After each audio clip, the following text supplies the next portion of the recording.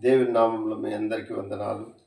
ఈ ఉదయకాల సమయంలో దేవుడిచ్చిన వాగ్దానం 32వ కీర్తన 1వ వచనం 2వ వచనం ఈరోజు మనం ధ్యానించుకుందాం. దేవుని సన్నిధిలో ఎలా ఉండాలి, ఎవరు ధన్యులు అని ఈరోజు మనం చూద్దాం.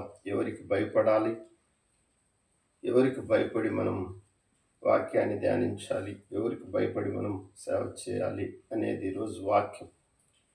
ఒక 2 వచనాలు నేను చదువుతాను, భయభక్తులతో విందాం. తన అతిక్రమములకు పరిహారం నందువాడు, తన పాపములకు ప్రాయశ్చిత్తం నందువాడు ధన్యుడు. యెహోవా చేత నిర్దోషి అని ఎంచబడిన వాడు, ఆత్మలో కపటము లేనివాడు ధన్యుడు. ఈరోజు ఎవరు ధన్యులంటే, యెహోవా చేత నిర్దోషి అని ఎంచబడిన వాడు, ఆత్మలో కపటము లేనివాడు.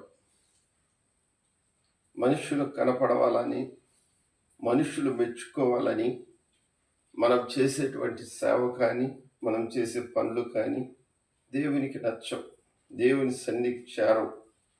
అందుకే ఆయన అంటున్నాడు, యెహోవా చేత నిర్దోషి అనిపించాలంట.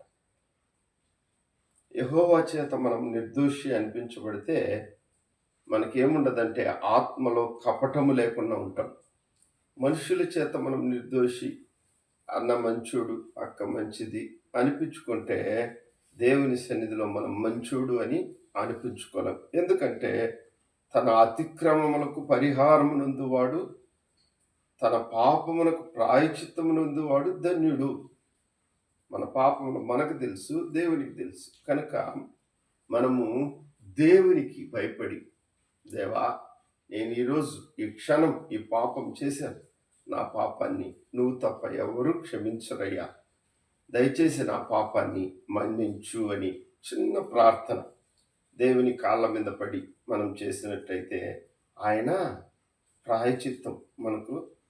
ప్రాయచిత్తం చేస్తాడు. తన రక్తంతో మనల్ని పరిశుద్ధపరుస్తాడు. అందుకే ఆయన చెప్తున్నాడు, యెహోవా చేత నిర్దోషి అని ఎంచబడిన వాడు.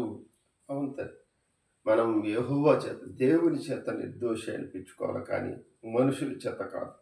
మనుషులు మనల్ని ఎప్పటికీ మంచోడు అనరు. ఎప్పుడు మంచోళ్ళు అంటారంటే, మనం వాళ్ళకు హెల్ప్గా ఉన్నప్పుడు, లేకపోతే వాళ్ళ మాటలు విన్నప్పుడు, లేకపోతే వాళ్ళను మనం పొగిడినప్పుడు, లేకపోతే వాళ్ళను మనం హెచ్చించినప్పుడు మాత్రమే వాళ్ళు మంచోళ్ళు అంటారు. కానీ మిగతా టయాల్లో మనలో మంచోళ్ళు అనేది ఎప్పుడు ఎల్లవేళలా మనలో మంచోడు అనేది దేవుడు ఒక్కడు మాత్రమే.